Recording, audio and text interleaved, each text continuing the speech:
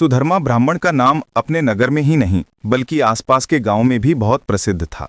वे सत्यप्रिय, धर्मात्मा और अति श्रद्धालु ब्राह्मण थे।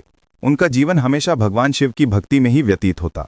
सुधर्मा ब्राह्मण का घर साधारण सा था, लेकिन उनका मन और हृदय अत्यंत पवित्र था। वे प्रतिदिन समय से उठकर स्नान करते, स्वच्छ कपड़े धारण करते और भगवान शिव के मंत्रों का जाप करते। उनके परिवार में केवल पत्नी और एक पुत्र था। उनके पुत्र का नाम बालकृष्ण था, जो अपने पिता की भक्ति से प्रेरित होकर बचपन से ही धार्मिक संस्कार सीख रहा था। सुधर्मा ब्राह्मण का मानना था कि संसार का सबसे बड़ा धन भक्ति है और भगवान शिव की सेवा में जो तन मन और धन लगाते हैं उनका जीवन सदा मंगलमय होता है।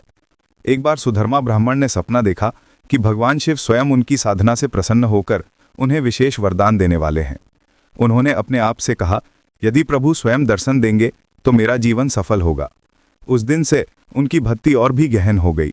वे पूरे नगर में शिव कथा का आयोजन करते और लोगों को भक्ति के मार्ग पर चलने की प्रेरणा देते। लोग उनके घर और आश्रम में आने लगे।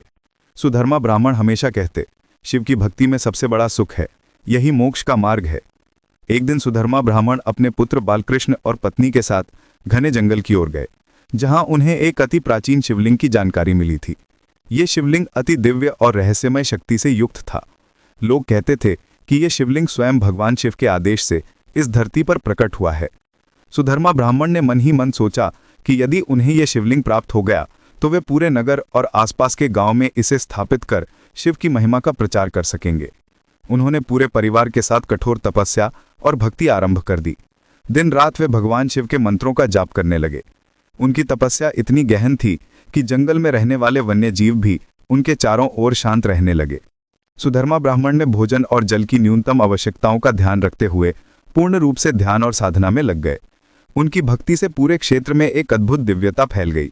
ऐसे में भगवान शिव ने अपनी दिव्य दृष्टि से सुधर्मा ब्राह्मण की तपस्या को देखा। भगवान शिव ने निर्णय किया कि इस ब्राह्मण को विशेष वरदान दिया जाएगा। एक अति शांत और मधुर रात्रि में जब पूरी धरती सो रही थी और चंद्रमा अपनी पूर्ण चांदनी बिखेर रहा था, तभी शिवलिंग स्वयं सुधर्मा ब्राह्मण के सामने प्रकट हुआ। शिवलिंग से असीम तेज और दिव्यता निकल रही थी। सुधर्मा ब्राह्मण और उनका परिवार अविश्वास में थे। उन्होंने सोचा कि क्या ये वास्तव में उनके सामने भगवान शिव की कृपा है। जैसे ही उन्होंने शिवलिंग को दृष्टि से देखा, उनके मन में असीम शांति और आनंद की अनुभूति हुई। भगवान शिव ने स्वयं सुधर्मा ब्राह्मण से कहा, हे धर्मात्मा, तुम्हारी भक्ति से मैं अत्यंत प्रसन्न हुआ हूँ। मैं तुम्हें ये शिवलिंग प्रदान करता हूँ।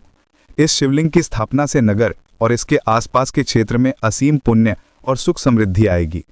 सुधर्मा ब्राह्मण ने शांति से प्रणाम किया और कहा, हे भगवान, मैं आपकी असीम कृपा का आभारी हूँ। आपकी भक्ति और कृपा से ही मेरा जीवन सफल हो सकता है। भगवान शिव ने उन्हें निर्देश दिया कि इस शिवलिंग को केवल सच्चे भक्तों के सहयोग से ही स्थापित करना चाहिए। उन्होंने ये भी कहा कि शिवलिंग को स्थापित करने के बाद नगर में कभी भी अशांति और विपत्ति नहीं आएगी। सुधर्मा ब्राह्मण की खुशी का ठिकाना नहीं था। वे अपने घर लौटकर नगरवासियों को इस दिव्य घटना के बारे में बताते हुए शिवलिंग की स्थापना की तैयारी करने लगे। उन्होंने सभी ब्राह्मणों और नगर के लोगों को आमंत्रित किया और एक विस्तृत यज्ञ और पूजा का आयोजन किया।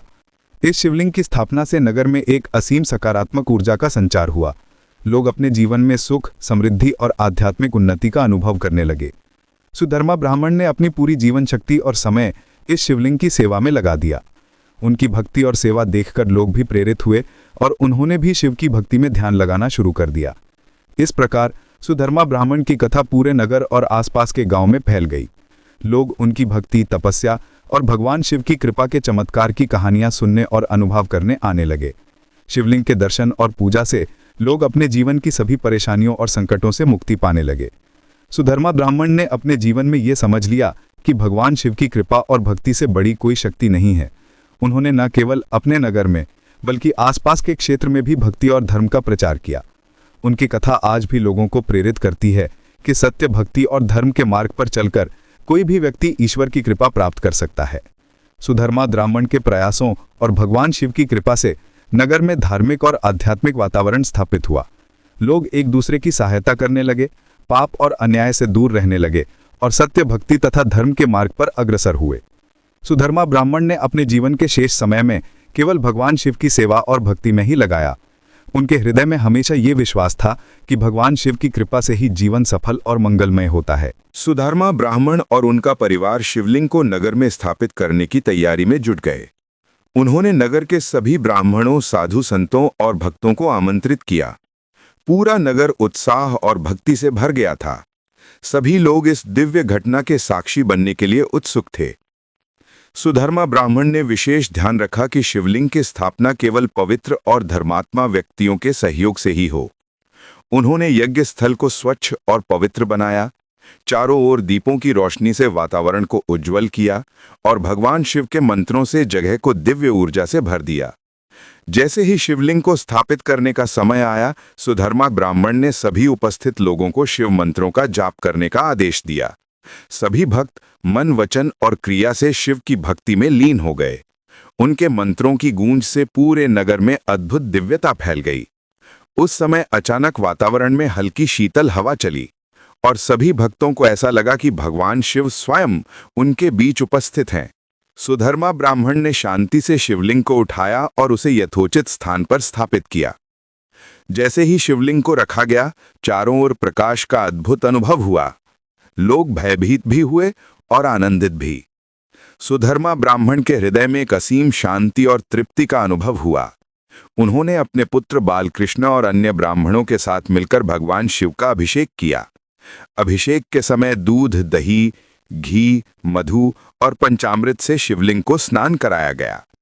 इसके साथ ही धूप, दीप और फूलों से पूजा की गई। पूरे नगर में भक्तजन इस दृश्य को देखकर भाव विभोर हो गए।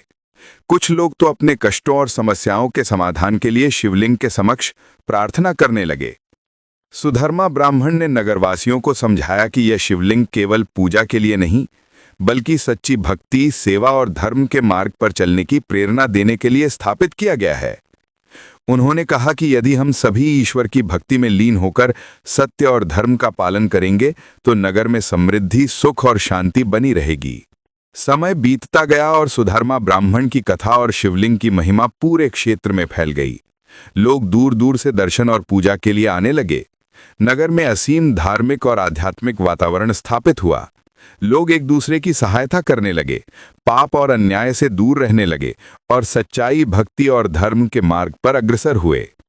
सुधर्मा ब्राह्मण ने अपनी शेष जीवन शक्ति केवल इस शिवलिंग की सेवा और नगरवासियों की भलाई में लगा दी। उन्होंने नियमित रूप से शिवलिंग के चारों ओर पूजा, मंत्र जाप और भजन की व्यवस्था की। धीरे धीरे उनके प्रयासों से नगर एक आदर्श धार्मिक और आध्यात्मिक नगर बन गया। बच्चों को भी धार्मिक और आध्यात्मिक शिक्षा देने की व्यवस्था की गई। सुधर्मा ब्राह्मण ने नगरवासियों को बताया कि भगवान शिव केवल मूर्ति या लिंग की पूजा से नहीं, बल्कि सच्चे मन, वचन और कर्म से प्रसन्न होते हैं। उन्होंने सभी को अपने जीवन में सत्य, भक्ति, सेवा और संयम का पालन करने की प्रेरणा दी। नगर में स्थापित शिवलिंग से चमत्कार होने लगे। लोगों की बीमारियां दूर होने लगीं, किसान की फसलें अति उत्तम हुईं, व्यापारी का व्यवसाय फलने फूलने लगा और नगर में सुख, समृद्धि और शांति का वातावरण बना। सुधर्मा ब्राह्मण के जीवन का उद्देश्य पूर्ण हुआ। उन्होंने दिखाया कि यदि सच्ची भक्ति और सेवा हो तो ईश्वर स्वयं अपने भक्त की सहायता करने आते हैं। उनका परिवार भी उनकी भक्ति में सहभागी बन गया। पुत्र बालकृष्ण ने पिता के मार्ग का अनुसरण किया और स्वयं भी भगवान शिव की सेवा में लीन हो गया। सुधर्मा ब्राह्मण के जीवन का अंतिम समय भी भगवान शिव की भक्ति और सेवा में ही बीता। उनके मरने के बाद भी नगर में उनकी कथा और शिवलिंग की महिमा बनी रही। लोग उनके जीवन और भक्ति से प्रेरित होकर धर्म और भक्ति के मार्ग पर चलते रहे। ये कथा आज भी ये संदेश देती है कि ईश्वर की सच्ची भक्ति और सेवा से जीवन का हर कार्य सफल होता है। सुधर्मा ब्राह्मण की भक्ति से ये सिद्ध होता है कि भगवान शिव अपने सच्चे भक्तों को कभी निराश नहीं करते। उनकी कृपा हमेशा उनके साथ रहती है और उनके जीवन में सुख, शांति और समृद्धि लाती है। इस प्रकार सुधर्मा ब्राह्मण और शिवलिंग की कथा सभी के लिए प्रेरणा का स्रोत